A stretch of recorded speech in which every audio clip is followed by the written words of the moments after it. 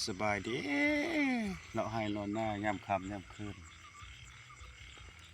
เจออีปูอีกแล้วอีปูโตเก่าบ่แม่นโตใหม่ได้ตัวเก่า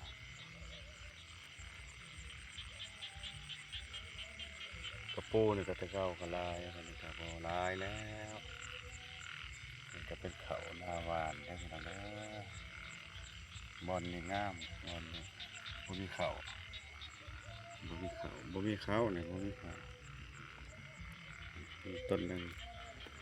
อีปูไป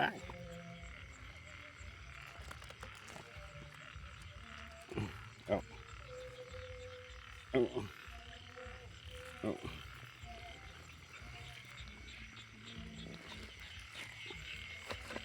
บรรยากาศยามค่ำคืนฟังเสียง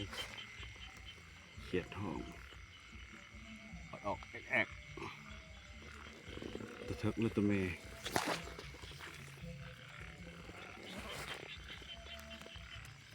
บ่ได้เอาคนดอกอนุรักษ์ไว้นี่แหล้วมันเป็นออกแม่แพร่พันธุ์โอ้ตัวเถิก ตัวผู้อะนะผู้ชาย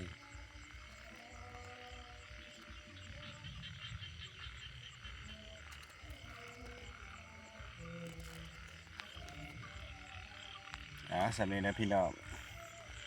อาสมบรรยากาศน้ำค่ำคืนลงเขา